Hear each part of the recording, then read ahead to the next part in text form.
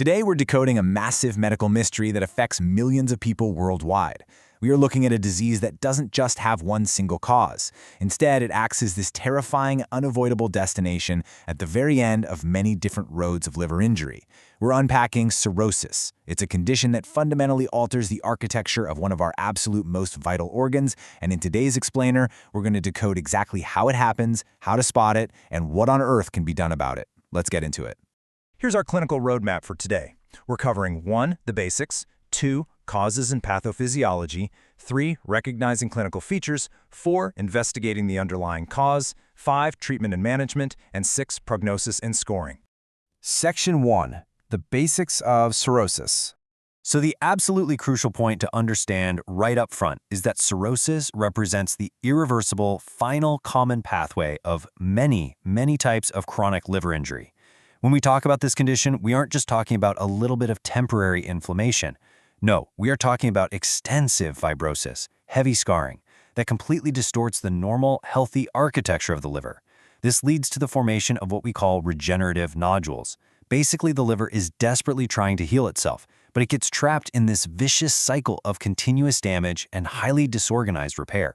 Now, while alcoholic or lactic cirrhosis is definitely the most common globally, the triggers are actually surprisingly diverse. You've got viral threats like hepatitis B, C, and D. You have metabolic issues like non-alcoholic fatty liver disease, or NASH, which is basically driven by fat accumulation. And you also have biliary disorders like primary biliary cirrhosis. But here's the wild part. Despite all these vastly different starting points, they all funnel down into this exact same devastating structural endpoint.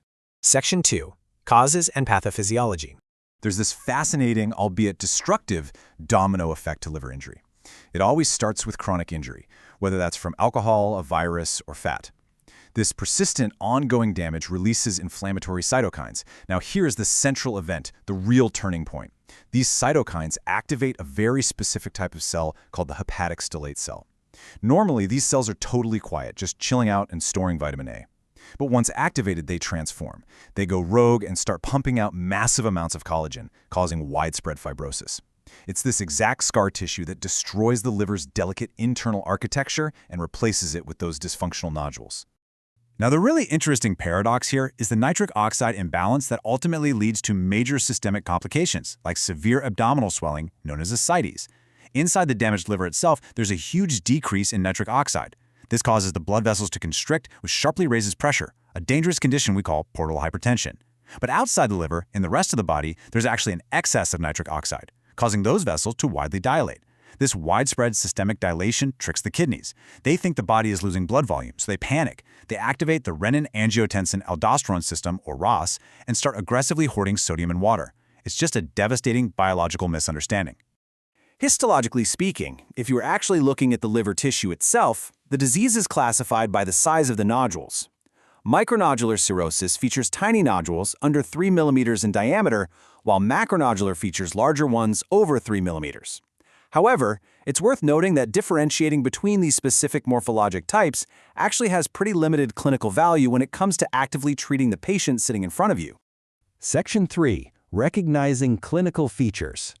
Because of that portal hypertension and overall liver cell failure we just talked about, we see massive systemic physical signs across the entire body.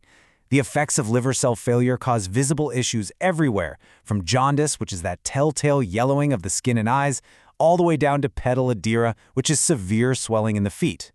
Meanwhile, the backup of blood pressure from portal hypertension causes entirely different, incredibly dangerous issues, like hugely enlarged veins in the esophagus and the abdomen.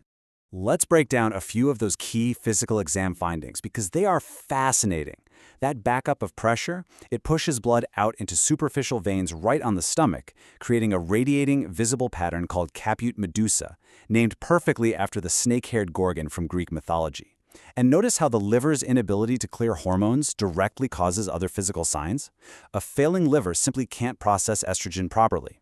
So this estrogen buildup directly causes spider angiomas on the skin, reddened palms known as palmar erythema, and in men, it leads to gynecomastia and testicular atrophy.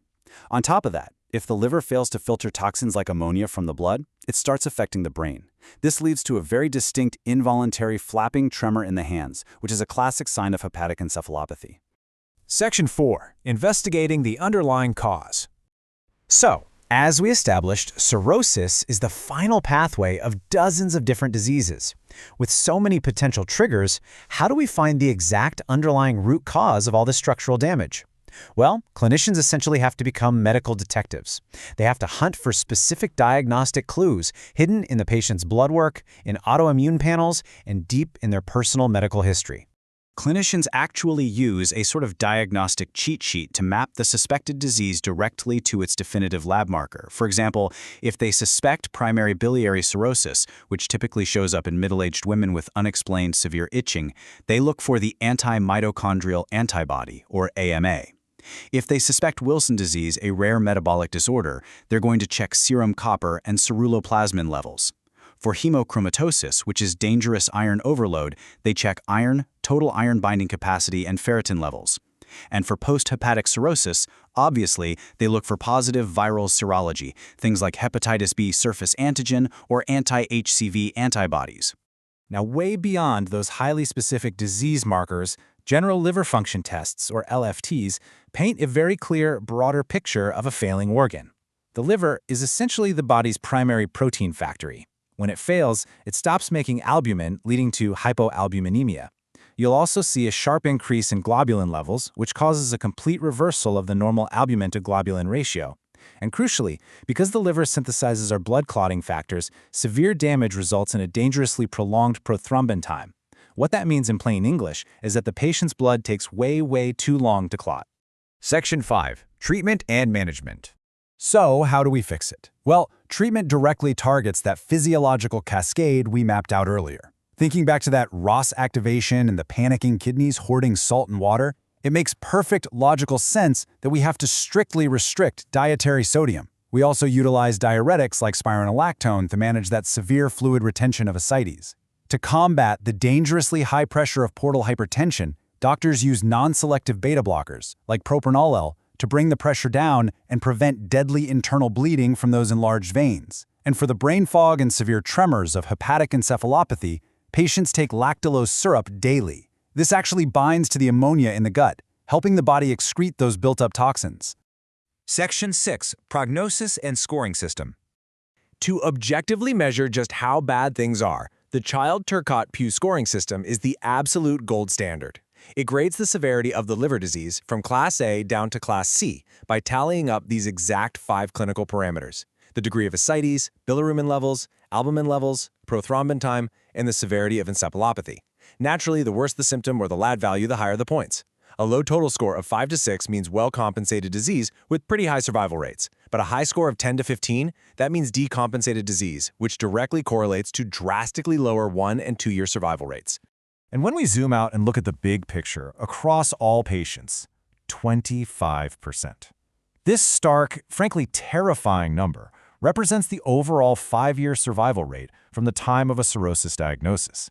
It emphasizes just how poor the general prognosis really is once that liver architecture has been extensive and irreversibly destroyed. But there is one vital caveat, and it leaves us with our most critical takeaway today: early intervention. The prognosis is remarkably more favorable if the root cause can be corrected early. If alcohol abuse is stopped completely, or if a viral hepatitis is successfully treated before those stellate cells have caused structural collapse, the patient's trajectory changes entirely. Which leaves us with a final question to consider. If cirrhosis truly is the final common pathway of so many different destructive roads, are we as a society doing nearly enough to identify and reroute these patients before they ever reach the end of the line?